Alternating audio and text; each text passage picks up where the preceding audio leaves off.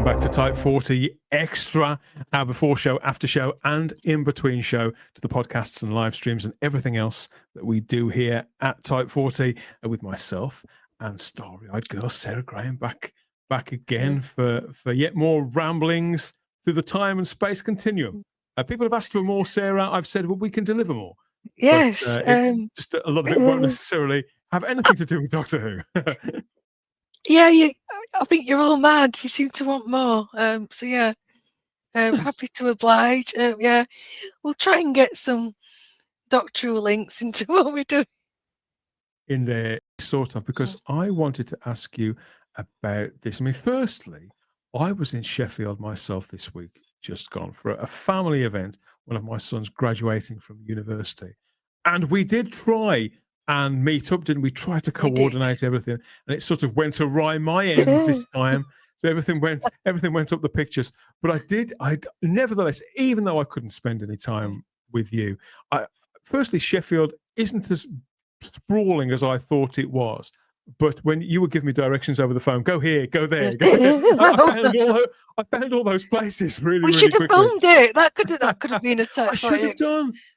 I should have. If I hadn't have been in such a rush to get to the place that I need to get to be at the places my son needed me to be at, to pick up the tickets, to get his cap and gown, all that sort of thing, I probably would have had the presence of mind to video something. As it was, all I could do was take a couple of pictures, and I did. I nearly walked past this without saying or doing anything. It just got out the corner of my eye because it's not the sort of colour that they usually are. But you told me about this. Yes, our famous police box. And it was referenced in The Woman Who Fell to Earth, and I can't understand for the life of me that Chris Chibnall, for all his stick about filming in Sheffield, why this never got used, or even in the background, I don't know, but that's that production all over. I think when Jodie's doctor's explaining about the police box, I think it's Yaz, says something like, "Oh, I've seen one of those.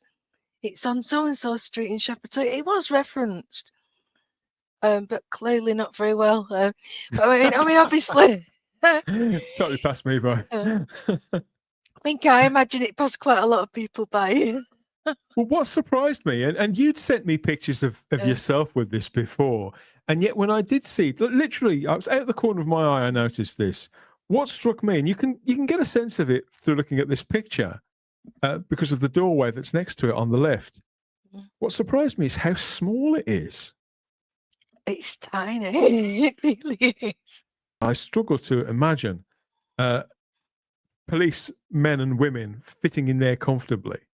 It's interesting, but maybe it is actually bigger on the inside, and it is just a case of you've just got to duck down to get in. I love that it's sort of minty green like that. It's very eye-catching, and the details, all the detailing is completely different from the TARDIS that we're used to seeing, isn't it? Good. It is beautiful. It really is, and it's very striking out on the streets. I just can't understand why they didn't feature it. They could have had a lovely reason why it was that colour. I don't know, does it tell you on the sign why it's that colour? I hate to say it, I didn't stop to read it. I didn't have time. I was away. I was up the hill. Everything that people directed me towards in Sheffield was up a hill. So at some point, well, yes, we're built on 7 hills. So that is why. That is the reason why. Probably an explanation for it. I didn't bump in to Jodie Whittaker. She's probably just as pleased about that as I am. But I did meet a lot of really friendly people, I have to say. And everybody I spoke to was more than happy to pass the time of day with me. And one guy, I'm sure he would have carried on talking all day. Well, this is actually quite nice. I really enjoyed the time that I spent there just for that day. I'm so glad. We are genuinely a nice bunch. I don't know why I sound so surprised. I think it's not like that in Birmingham. So I got out. I got off the train. I went by train this time. I didn't drive because the last time I drove there, I found it incredibly stressful. and they were doing roadworks and things like so. All of the Always doing roads, roadworks. well, all of the Always. roads that I had to travel to get to where things were taking place all seemed to be closed down. There were temporary traffic lights. And I thought, it's going to make me late. I thought, well, if I go by train, I haven't got any of that trouble. And the train station itself is absolutely beautiful. So I wasn't expecting that. It didn't stink of piss anywhere. And I was expecting it. You know, it certainly doesn't in the Black Country, so there's none of that.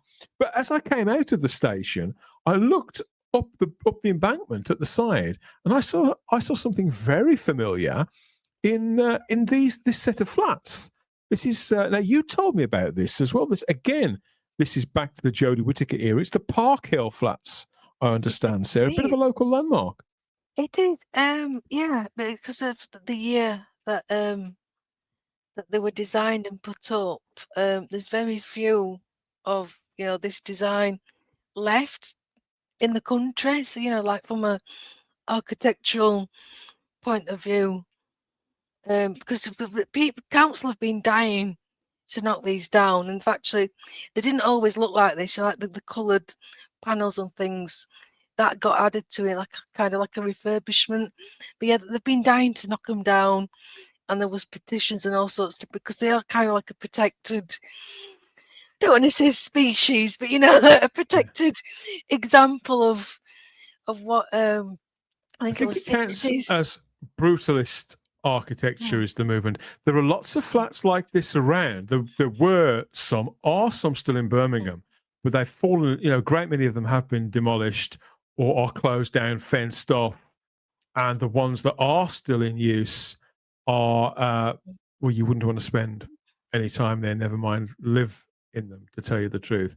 So yeah, I noticed I recognised them instantly, even though they were some way in the distance. I just thought it was so striking.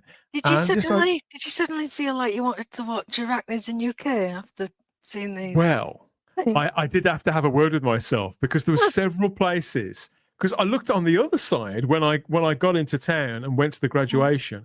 I looked out of the other aspect, and I saw a sort of a hill banking up on the other side. It was very distinctive. And I thought, God, that's the place where the lad fell off his bike. The other one, I can never remember his name. The dopey lad. No, Cole, yeah. Bradley Walsh's grandson, yeah. So I recognised that even from a distance as well. And I thought, just for a millisecond, I thought, I'll go back and watch that and see if I can spot these places. No, it's not worth it, Dan. Don't go back there. It's not worth it. It's not worth it. But it's this absolutely fascinating. But I did look up these flats. This is what they look like from the air. I mean, this is extraordinary when you see this architecture like that. Apparently, they were built in the mid-60s. Yes. I haven't gone back to Arachnids in the UK. Of course, I haven't. Not insane, but I do remember some of the walkways and the surrounding area. And here we are from above. I mean, there's the train station at the top left.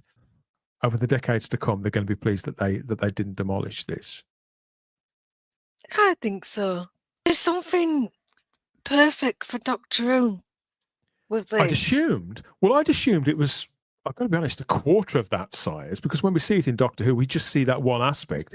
So I thought it was just sort of 1 or 2 blocks. I had no idea that it had got all those sort of legs to it and formed such a shape. There must be, I'd hate to think how many flats there are. So I think if I'd have had a bit more time, I may have walked up and had a proper look at them from an architectural point of view, rather than any kind of pilgrimage. But I was moved to go back and look and see how they used to be before the refit, so to speak. And think, okay, wow, they definitely look a lot better now. It was pretty grim. I just think, the entire Chris Chibnall era was a missed opportunity, if I'm being generous. But fancy having something like that and not using it as like some kind of headquarters for something, not unit, but something. There's things that could have been done. I love the idea of him relocating to Sheffield, but I think it could have been done a lot better than just being Yaz's home.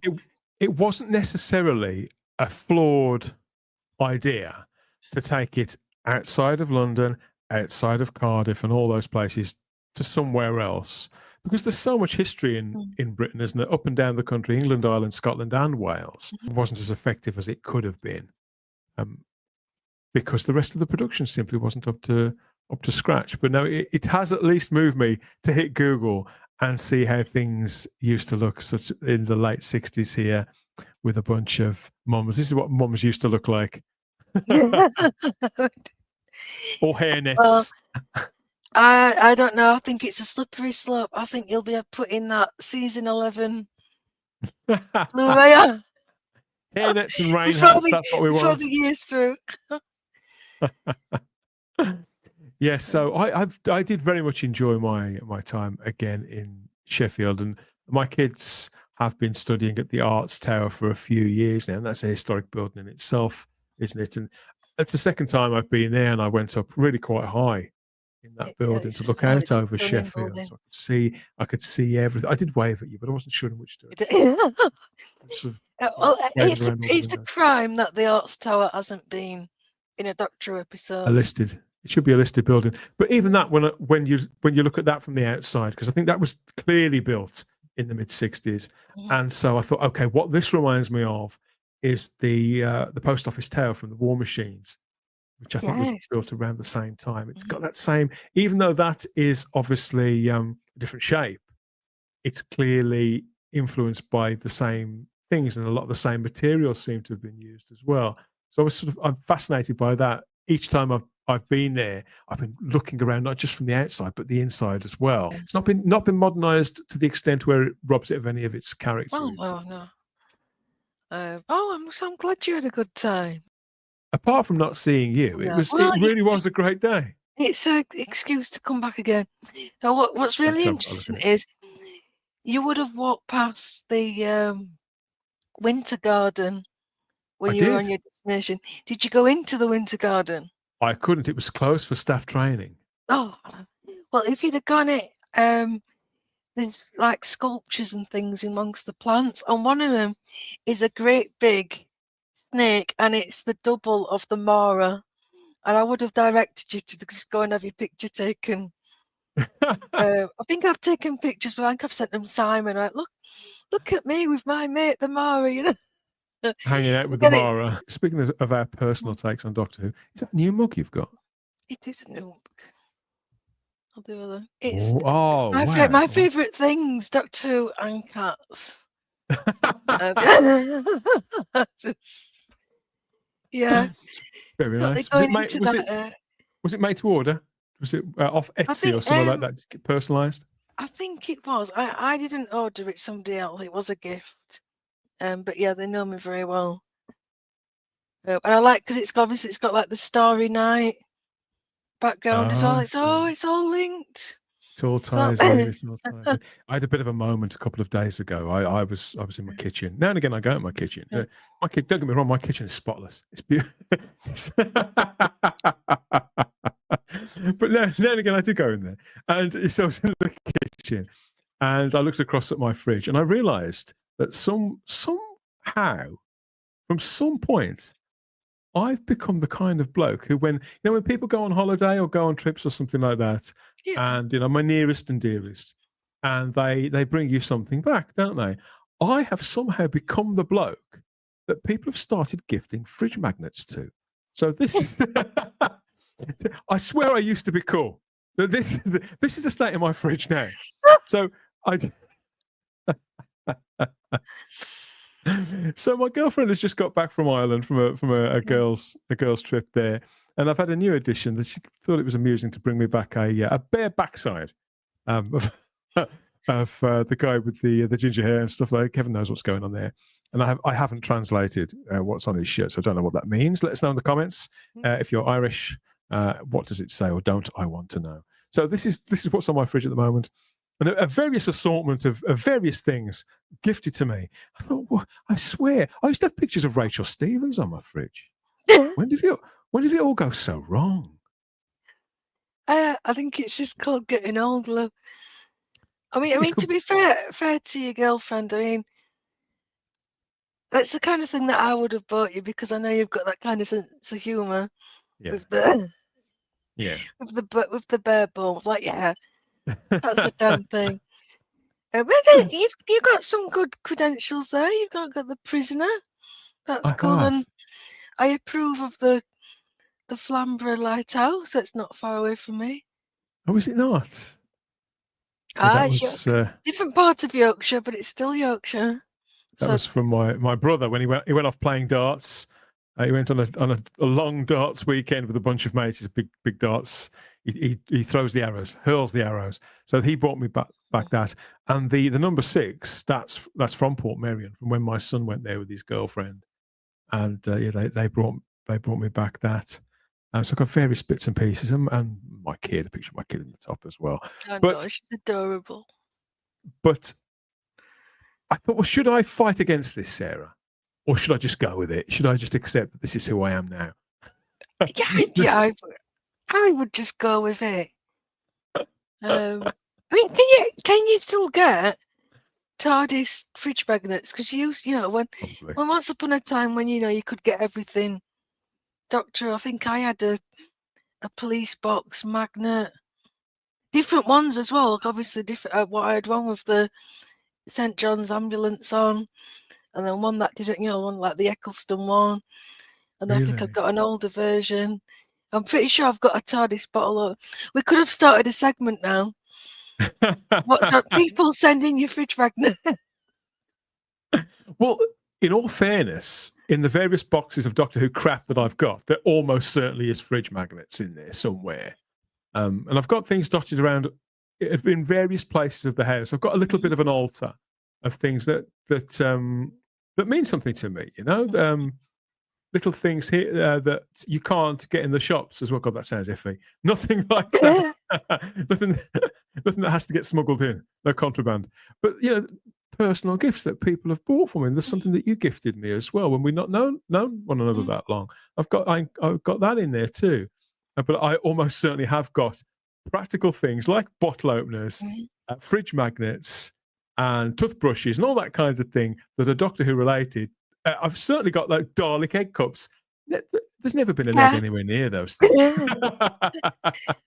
I've got Doctor Who egg cups still in my cupboard. Oh gosh, I've got all sorts. I've got a chocolate mold. I think it was for the 50th. They did all that baking range in Lakeland. I think they're all the homeware. Yeah. So I've got all that, and every so often they come out, and I'll do my Doctor Who chocolates or things, and ice cube. I've got ice cube tray. All kinds of stuff. I never get rid of anything. You never know when it's gonna come in handy, do you? I suppose not. I mean, that's reminding me, actually. I remember that homeware range, and it was really beautifully put together. I wouldn't describe it as being prestige or particularly expensive, but it was oven gloves, tea towels, all that sort of stuff. And it was just put together sensitively so that things were of practical use, but weren't either an eyesore or an embarrassment if you got them pinned up in your kitchen. Oh yeah, there was some lovely designs, some really good colours. I remember, I had quite a lot of that stuff because obviously I was well into the fandom by then. Everybody knew I was into it, and I did quite a lot of stuff for the 50th. So we did have a party, like a watch along party thing, and so I'd got my Dalek plates, and there were teapots, a milk jug, I think, espresso cups, because all that was coming in, with the coffee machines and things, and we had a phase of that. So I'd got my very stylish cup and saucers, and it looked, and I used to have it on my shelf in the kitchen, and it did look good. I'd get compliments. It's been a long time since I've had any Doctor Who compliments. You do have. I can remember how that range looked, and you'll be looking at a picture of it right now. So I do have to. I do wonder in the years in between, again, the last decade or so, what happened to go from that to this? This is the latest lot of stuff that's just been released and officially launched at San Diego Comic-Con. But this is the stuff that the BBC have rolled out over the last couple of weeks. And I'm trying to be generous, but in my view, I think I can see where they're coming from. But the end results, the final designs, they look like bits of old tat, really. They look ill-conceived and rushed out. They're not fantastic designs. No. And they look cheap. That Cyberman one in particular looks really cheap.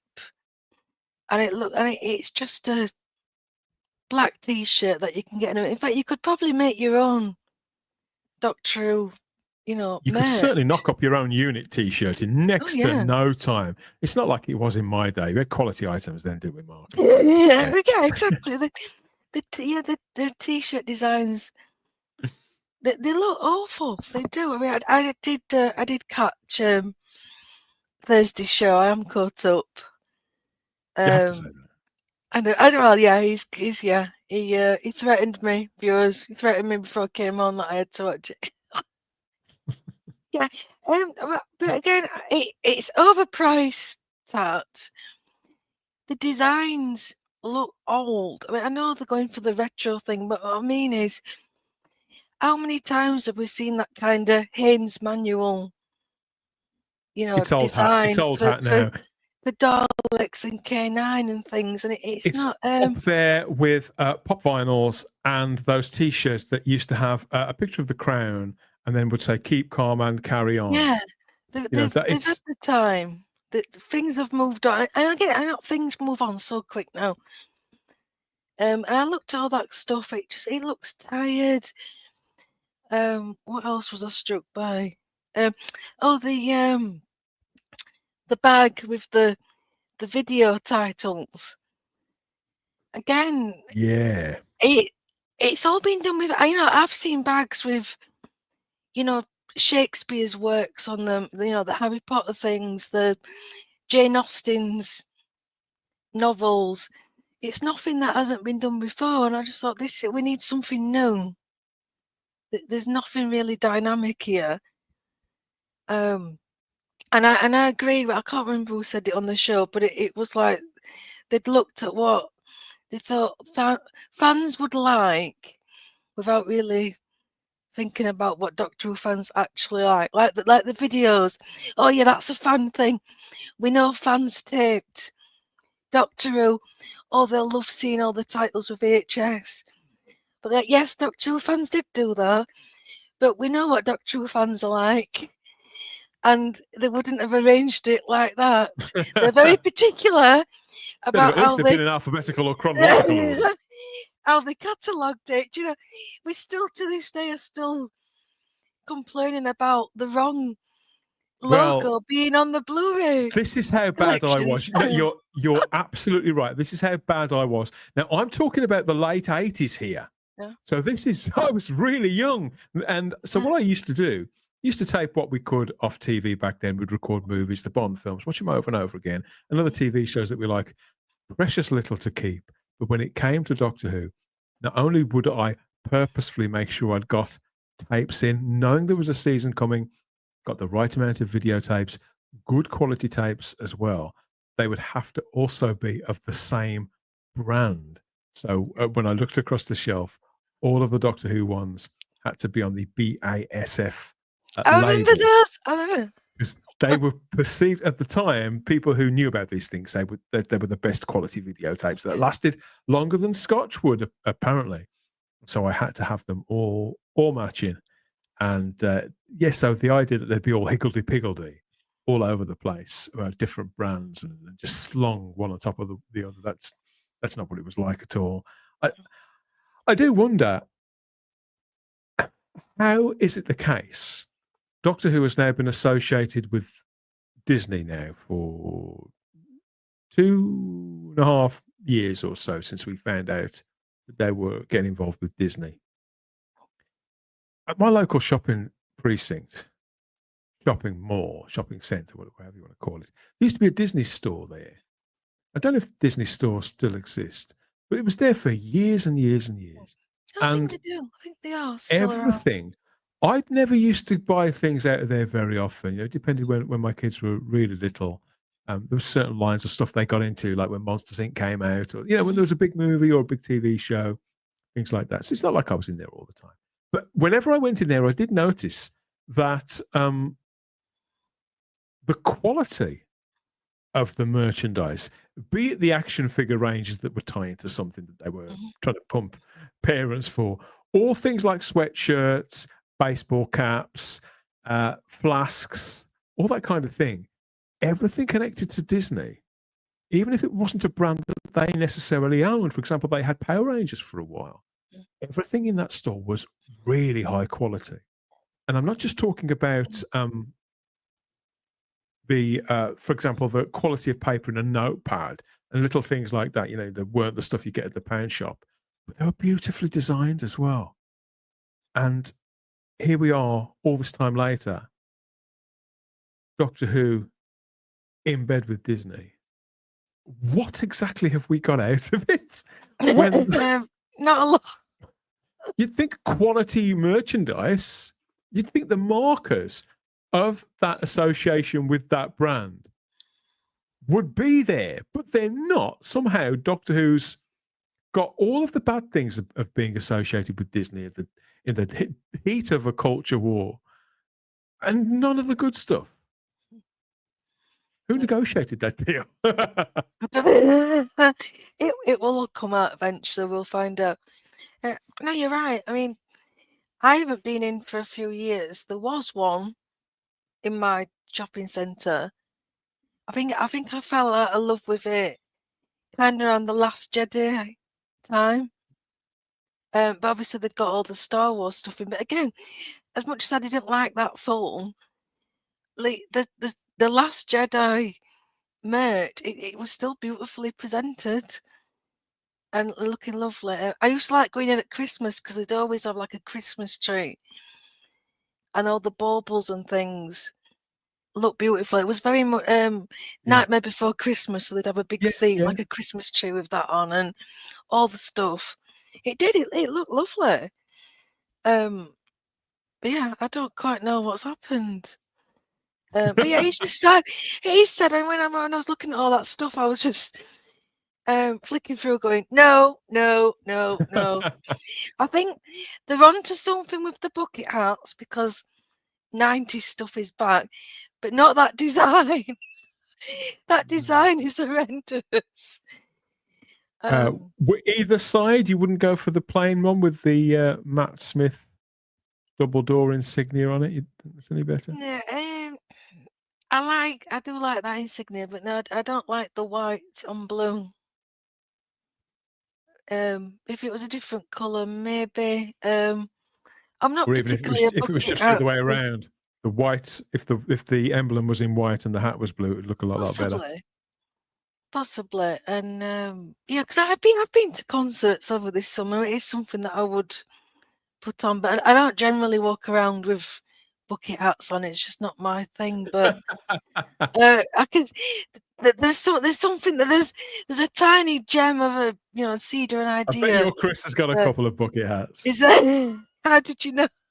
Yeah, I think you probably are. But yeah, which gigs have you been to this year? Then, who have you gone to see? I went to see the Kaiser Chiefs at Temple Newsom Park because their first album was another anniversary. All this thing about nostalgia, terrible. 20 years of employment, so they did this big massive gig, and it was outdoors, and it was a really hot day. I could have done it, and they did have bucket hats, yellow bucket hats, like a mustard yellow. I was like, no, I didn't get one. I didn't like the colour, but even so, it looked better than that tat that you just showed me. I always get the Kaiser Chiefs mixed up with Franz Ferdinand, but they're the ones that sang with Peter Capaldi. Well, played with Peter Capaldi on stage at the Glastonbury, weren't they? We talked about that a few weeks ago. Yes. Yeah. Very good. Naughty's sort of indie rock bands. Well, yeah, because they were all the rage, if you remember, as Tennant had got the gig. Because can you remember there was a big feature on his outfit being like geek chic, and it was inspired by Kaiser Chiefs and Franz Ferdinand with the Oh yeah, pinstripe. I can picture the lead singer now in my head because he was on The Voice, wasn't he? A voice coach on The Voice for a Yes, time. I the can't remember Ricky the fella's Wilson. name. He was also in the you know, the War of the Worlds show, the Jeff Wayne. They Oh, redid it, was and he? they had Liam Neeson as the hologram of the journalist. I forgot his name. Shocking now. And yeah, and all. I think Ricky Wilson played. I think was it David Essex's character. Possibly. I bet somebody in the chat will know. So yeah, so when they redid that for another anniversary, you know, Ricky Wilson was one of the performers. It was very good. Not as good as the original. I love the original. But yeah, it was. I'd never listened to the War of the Worlds until about 5 years ago. Wow. Shh, don't tell. So, They'll be disappointed in me. well, But you've just completely lost your credibility now. make some content around that, and you can Is that? all educate Yes. me. But yeah, yeah. I mean, the comeback of sort of these bands and things, it makes me, because obviously I'm an '80s kid. A lot of those bands are still touring. Yeah, people like Duran Duran, they're still out there. Level 42 and ABC and Bucks Fizz and Yeah. Nostalgia. It gets passed down. So all the things that sort of myself and Simon get all misty-eyed about. You know, sometimes I think I look at others. They must get so bored of us going on and on and on about the Five Doctors and things like that. But No, we're nostalgia. doing it now. I've now reached the stage where it's happening. And one thing I did recently, just yesterday, in fact, another nostalgia-driven. Did you know it was the 30th anniversary of the BBC Pride and Prejudice TV series? Oh, okay. That starred that bloke out, Colin Firth. Colin Firth, yeah. Yeah, yeah. I Yeah, didn't know that. it made him a star practically overnight. Yeah, so 1995. It was. I remember it on broadcast. My mum loves, you know, period dramas, and we sat down and watched it on the Sunday night. And yeah, so there was a cinema screening of all 6 episodes. It was something like 360 minutes. Yeah, An all-dayer. and all day there's an audience for this. The cinema screen was packed, and there was some talks. It's also Jane Austen's 250th birthday, so there's lots of stuff going on. She's So we looking could good, get isn't to that. You know, Doctor Who, 250 years. We're going to get there. So yeah, so you know, God, you think we're geeky? Got nothing on these hardcore Jane Austen fans. So that was really lovely, and but it became kind of like an endurance thing. Like, we're going to watch all of these. But you need to go and rewatch it, Dan, because one of the characters, Sir William Lucas, is played by the lovely, late, great Christopher Benjamin, and Oh, he's okay. fantastic in it. Very, Avuncular, by any chance? They tend to yes, play parts like that. yeah. Some of the, you know, more comedic elements in it, but yeah, I'd forgotten he was in it, and I just lit up at seeing him, and he was like going capital, capital, capital, and he's like, nobody can say it like I you hate to can. say it, I've never seen that adaptation of Pride and Prejudice. In fact, I've never seen any of them. I did it No. at English literature when I was at college at A level. I had to read that, so I know the story and I remember the characters fairly, you know, shakily. Come to think of it, so perhaps I should see it. I think I've got the DVD. I think I picked it up at the car boot sale or It's something. definitely worth your time. Because it was It's massively culturally relevant, wasn't it? And it led it to was. the Bridget Jones thing happened very Oh much yeah, because of that. yeah. It was spoken about. I mean, it's a brilliant story anyway. But the adaptation, what it did for TV in general, because you know it kind of modernized it without going too far. The infamous wet shirt scene isn't in the book. It was something that Andrew Davies, who adapted it, put in. And this is really refreshing. Gratuitous No, sexual content. no, but it wasn't Titillation. designed. It became that. It wasn't designed. What he wanted something where Darcy was put on the back foot, because he was always, in control.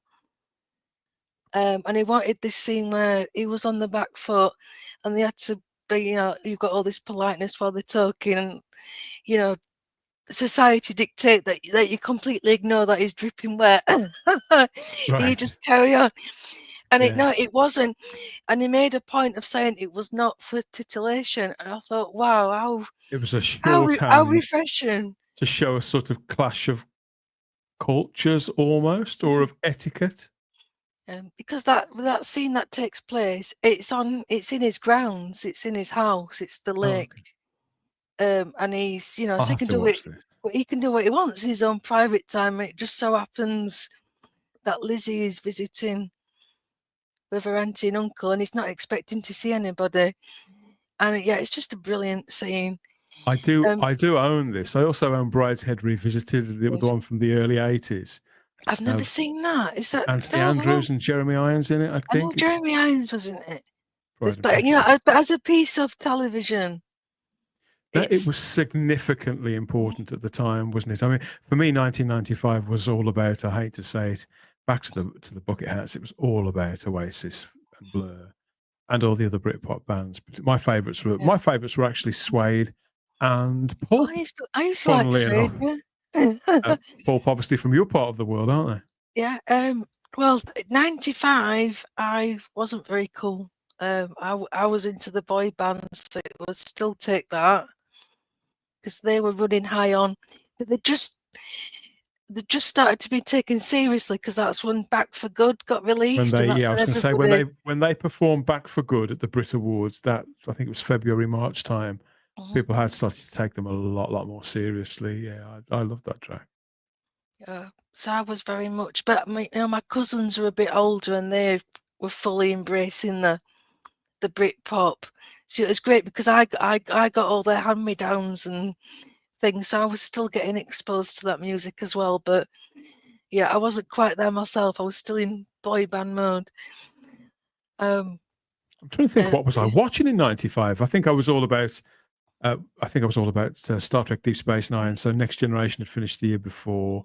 I think we just got so I'd just seen that. Deep Space Nine was really into its swing, but the best show on TV by a country mile was almost certainly Babylon 5 on Channel 4. It's absolutely essential viewing, and all of geek culture was really, really into it. But of course, at the time, if it wasn't the X-Files, the mainstream didn't really want to know about geeky content, and so it got treated quite. I mean, Channel 4 tried to treat it well, but they ended up sort of bumping it into a Sunday lunchtime slot and doing all sorts of weird things with it. But it was unmissable at the time. I never saw it at that time, and I still haven't. There's the two I need to see: DS9 and Babylon 5. I've seen bits of DS5, but DS9, but I've never.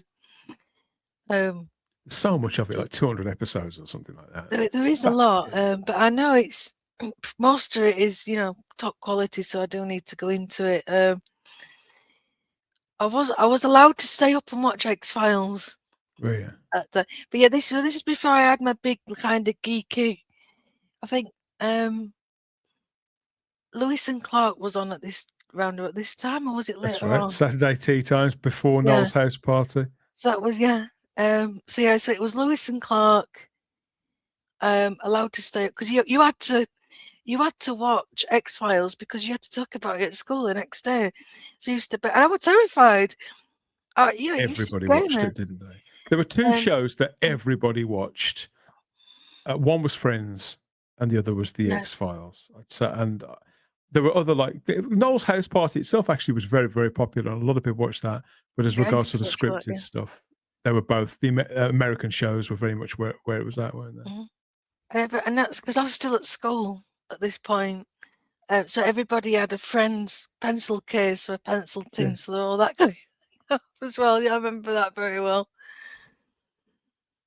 Yeah, I Oh, happy. used to talk about both shows at work. I think X Files was on a Monday and Friends was on Thursday, wasn't it? And yeah, that went on several years. Like that ritual of you knew what the topic of conversation was going to be at Mhm. work. Those certainly Tuesdays would be the X Files. Fridays would be last night's episode of Friends. The thing that's missing now, I think the last big cultural thing was probably Game of Thrones, and that died a death. Could be right. Um, When I look back to that time, I mean, okay, speaking to people at work is a prime example. You're amongst a bunch of normies who aren't necessarily geeky and who wouldn't collect the videotapes or read Starburst or Starlog or Dreamwatch, any of the magazines that were massively popular at the time. But by the same measure, when people would talk about those shows, episode by episode on the weekly, you wouldn't hear somebody talking about Friends on a Friday, for example. People would always talk back through the scenes that had made them laugh the most, and they'd retell jokes or quote lines that had made them laugh the most.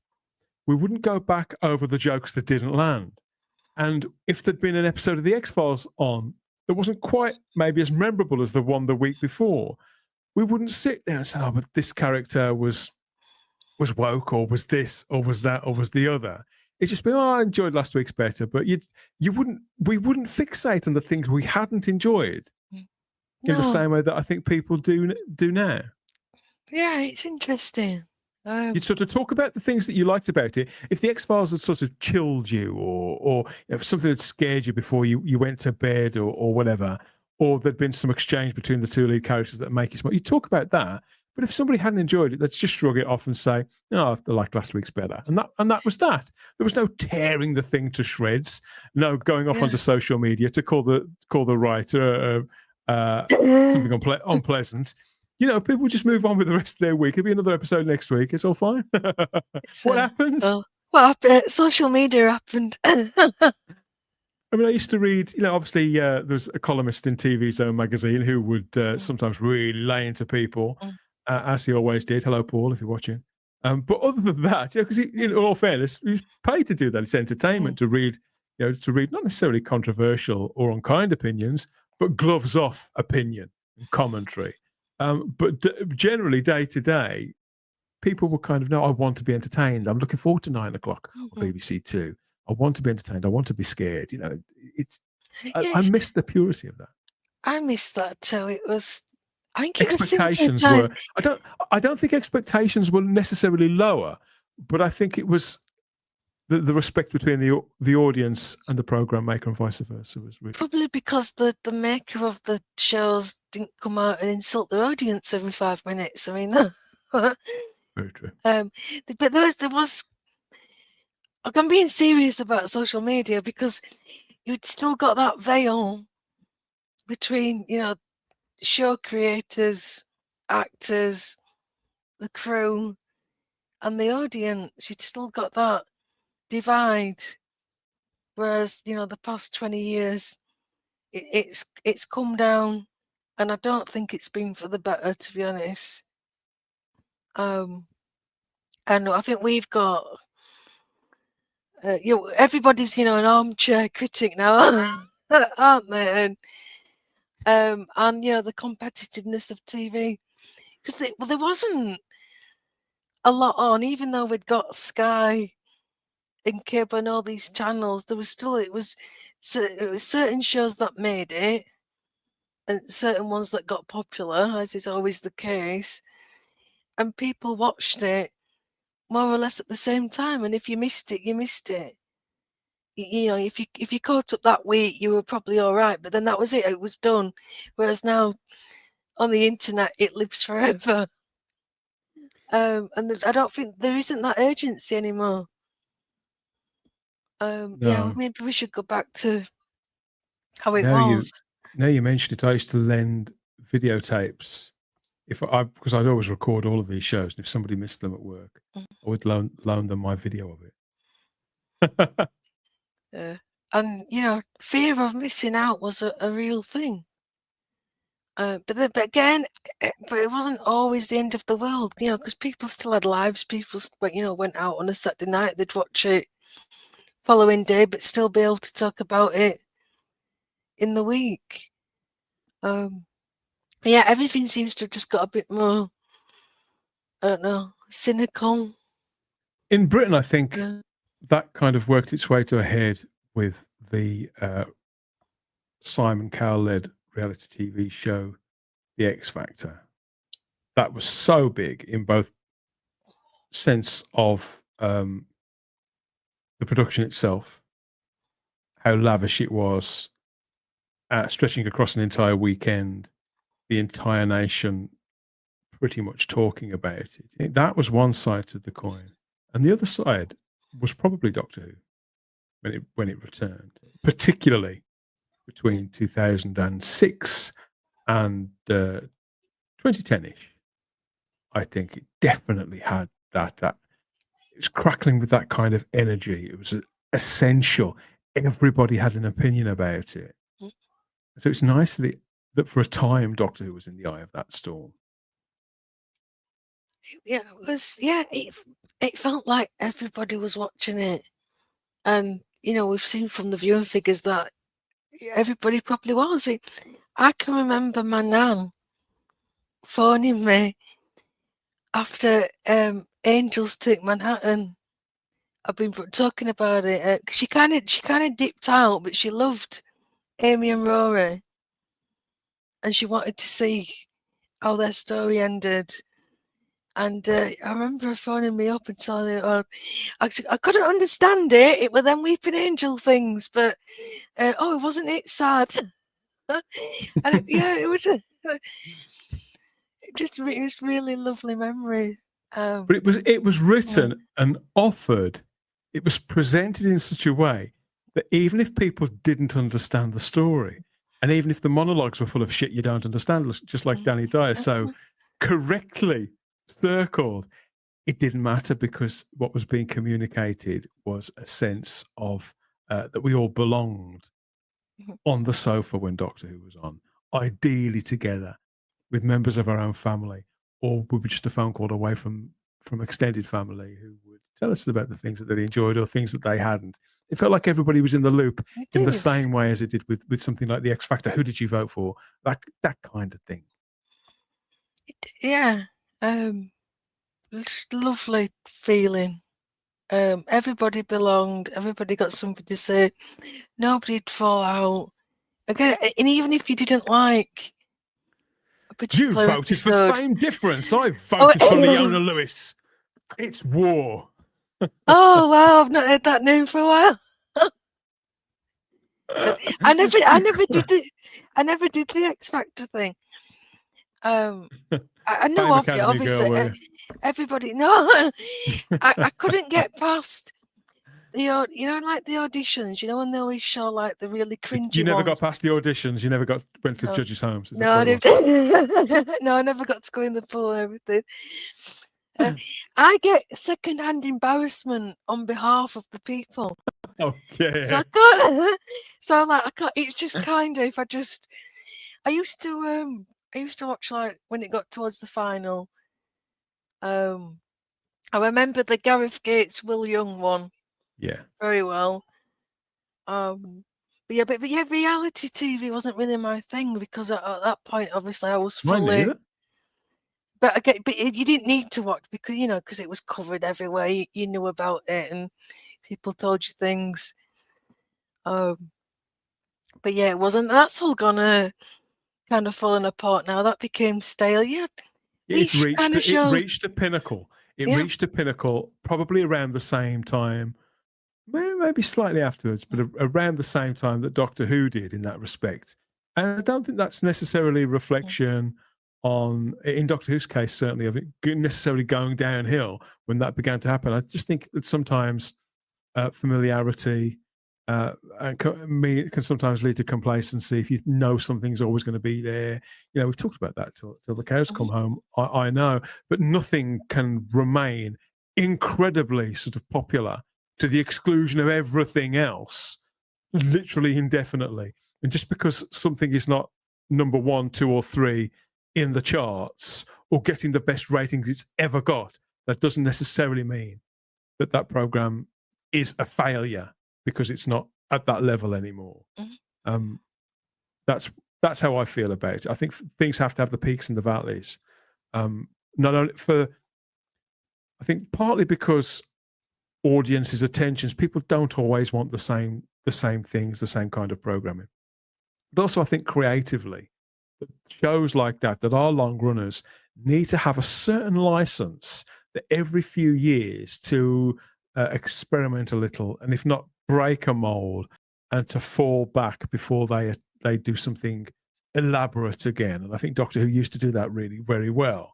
And at some point, well, we know exactly what point, they decided to sort of completely break the mold, throw the baby out with the bathwater, and weaponize the show.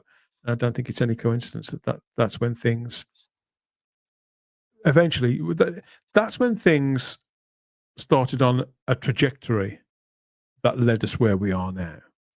Whereas with something like X Factor, it's more change of fashion, isn't it? And things Yeah, that I are mean, that intense, because that was an intense show to watch. It would take over the entire weekend. You can't sustain that kind of energy again no. indefinitely. It's just not possible. And it can only last for so long. I mean, if you look at Call the Midwife, I mean, the books that's based on, it does have a natural end. So at some point, things are going to catch up, then they've got to decide what they're going to do. I mean, I'd like to think they'll end it still on a high rather than try and milk it past its natural end. Because Because TV just have. they have announced Mm, Call the Midwife's ending, haven't they? And they intend on making a movie in the same way that Downton mm, Abbey was turned into a film, but the TV show's coming to an end, and they're going to do a prequel to it, which I think are going to adapt some of the other books. But you're quite right. I mean, as far as I know, there were a certain set of books that told a finite story. The story stopped at a certain point in history, mm, and the TV show has just carried on and carried on and carried mm. on.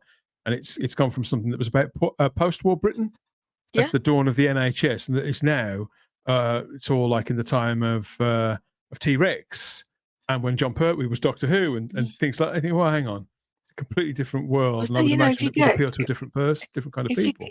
if they carry on much further, you're going to get to a point where there aren't, those kind of midwives anymore. But yeah, again, I mean, there's definitely an audience. The movie will probably do well. Downton Abbey's done well. I imagine the prequel will do it because it's got, it's an historical thing. It's got to be set in some kind of period of history. But again, I'm just like, another prequel, really? Yeah. They obviously haven't I got think if there's anything other new. books that they haven't adapted for Mm, stuff, source material, I think is always the key to that kind of stuff. Yeah, again, as long as the source material is good. But you know what the BBC's like. Is that set in Manchester? That show? It's not in London, is it? I can't remember. I've never watched it, but I think they value a lot of these shows if they're things that take place in other territories and aren't so Mm. focused on London and sort of posh people and things like that. I think they sort of stick with it. And yes, the conversation has run away with itself once again here on Type 40 Extra, but that does seem to be what people like. And I always enjoy catching up with you, Sarah. You know that. Yeah, me too. Yeah, it's always good fun. I have started Bookish, so You really? if people do want us to, do a review of it, let us know. Let us know in the comments. So let me know when you've caught up, and Okay. we can do that. I think we'd have to look at what we'd do under which strand if we do that. I think it's a possibility. I'm still watching the Art Detectives as well, so I'm now 4 Yeah. in. I've just got that Oh, 2-part finale to see, so maybe we'll have to have a oh catch up with yes, those as definitely. well. What's going on with Stephen Moyer, and there's Bookish, which I haven't even started. So yeah, I think there could be some ground in that. I think there could be something there. Hmm. There could be something to cover. And any other series that may spring to mind as well. We've covered quite a lot of ground on this one, haven't we? We've mentioned, heaven knows where we've been and in what order, but I think it'll all make sense somehow. They'll find a way through. Well, in the magic of editing, I think. Sure, we'll make it make sense. Make it make sense. You can get more absolute nonsense from us. Of course, our regular live streams Mondays and Thursdays from 8 p.m. on YouTube, Rumble, Facebook, and X. Sarah, the summer isn't even half over. There's still a lot more to come. Obviously, the kids have finished school, and that's the bad news. Yeah, well, it means I can no longer watch stuff without interruption, but I'm getting there. Yeah, obviously, August we've got the return of Chris and Billy, which I'm very excited about. I know you covered it on last week's show, but yeah, I am still very much interested then. I am very much interested. I have pre-ordered the first one. This is the first pre-order I've ever done for Big Finish, so I'm really hoping they're not going to let me down. Yeah, I'll just look at her. She looks so happy to be there. That those pictures just made me smile so much. Seeing them back, yeah, even Chris Eccleston looks happy. Yeah, isn't it?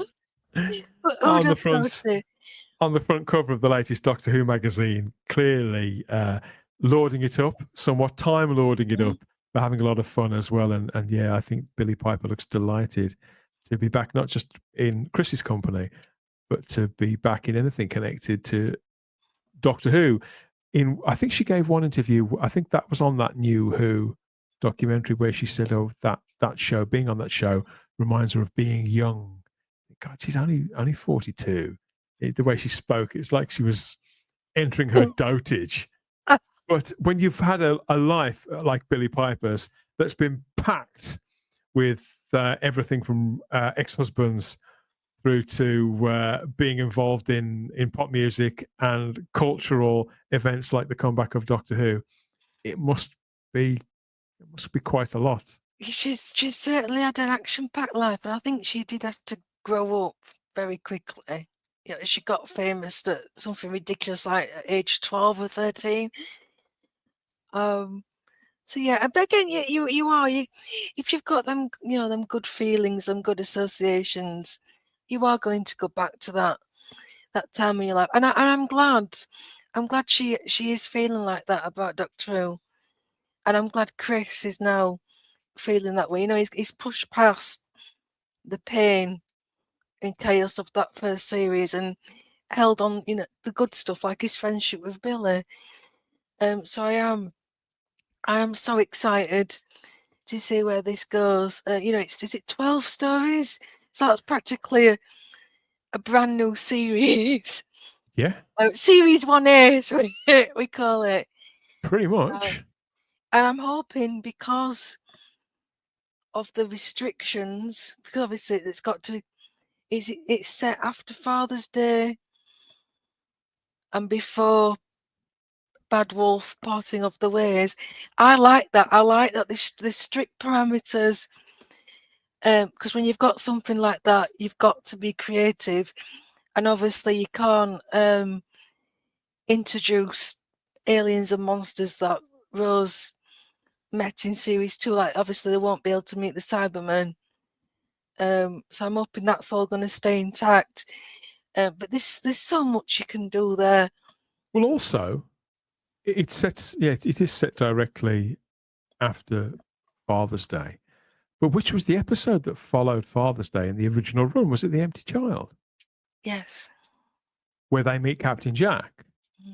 And so all of this doesn't just happen, it happens after Father's Day, but it has to happen in that space between Father's Day and the next consecutive episode, because John Barrowman's not working with Big Finish at present, and it doesn't look like he will be anytime soon. Therefore, they're in a very particular sweet spot, aren't they? And there is quite a lot of room to play. There's a lot of wiggle room, and obviously I am glad that they are setting it after both Dalek and Father's Day, because they're the big character pieces for both of them. After that conflict, they're closer than ever. Everything changes, doesn't it? And they've got that to play with, because obviously this relationship is going to evolve. So you can't have them, you know, how they were prior to Dalek. So yes, that absolutely makes sense to me. So that they can really go with that. I mean, I suppose they can make sly references to Jack, or make Jack's just not part of that adventure. But I do like this idea that it is I set. think it's harder. I think it's harder work to write him out of it, to move him off stage, than it would be to do anything else, any other option. I'd love to see John Barrowman back with the pair of I them. would. Yeah, it'd be brilliant. I mean, when I listened to the trailer, just hearing Jackie, it just brought a smile to my face. I mean, it would be wrong for it to be in every single one. Yeah. Don't get me wrong, but the fact It would that dilute just the magic, wouldn't it? it just makes it more authentic. So yeah, we'll see what happens, see where it goes. The beauty of it is, if John Barrowman is ever at a place where he would wish to be involved again, where things could be resolved between Big Finish and John Barrowman, then there's plenty of space in between the Doctor dances and Boomtown. I've always felt that whenever I watch that season, that there's been a considerable amount of time in between him meeting the Doctor and Rose and Mickey arranging to meet them in Cardiff. You know, they seem a very together team of three piloting the TARDIS, don't they? I agree. They're high-fiving one another and all sorts of stuff. To me, that says the relationship, the dynamic is considerably more advanced by that point. But I think the novels were kind of set in that kind of space, because there was quite a few novels with the three of them, and obviously there was off-screen adventures reference. I think, was it at the start of Bad Wolf? I remember the Doctor saying when they'd just come back from Krakatoa. Yes. Before the Transmat had, picked him up for It's the games. TARDIS, yeah. So yeah, there's plenty of room. Tap into that ability. I would love to have the three of them reunited, and I think it would strengthen that in part enough the ways the fact that Rose chooses to save his life.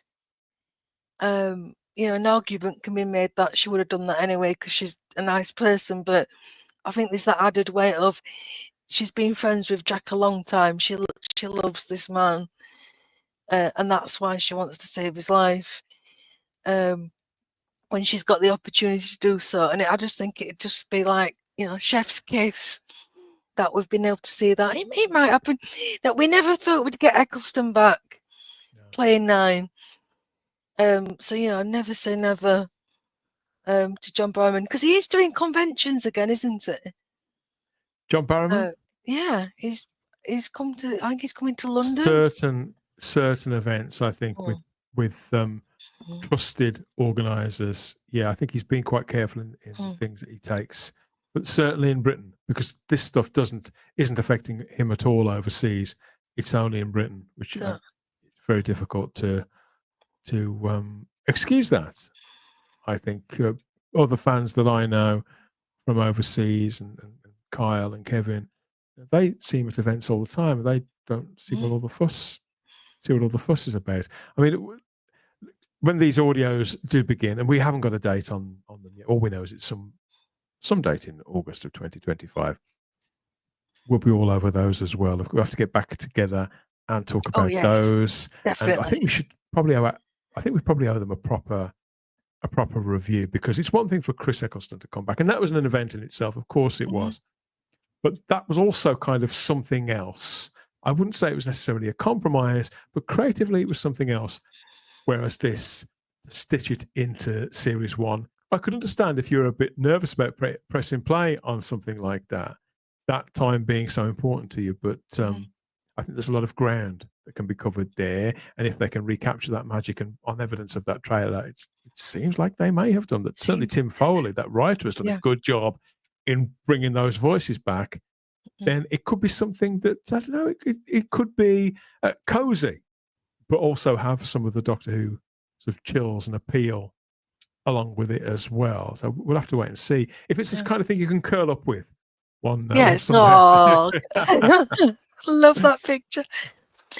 Yeah, I mean, yeah, this is, I mean, to me, this could well be the highlight of 2025. Well, and the past 8 years. I mean, I'm trying not to get my, build my expectations up too much. Yeah. There's only so much you can do on audio, but I have faith in these two actors.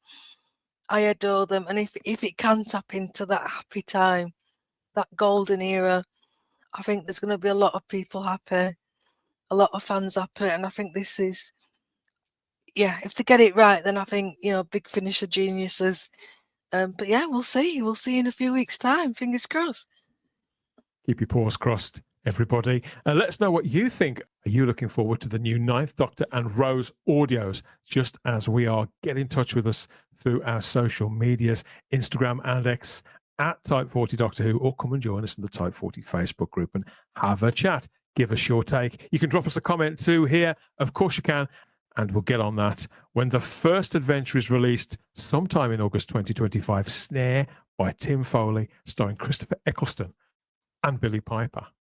That's another Type 40 extra, Sarah. Good to catch up with you. Another chat this afternoon for us. It's probably Always an evening when they get it. Commenting along. And I think we'll hit up Bookish and reconnect and compare notes and see if that one's got some legs as well.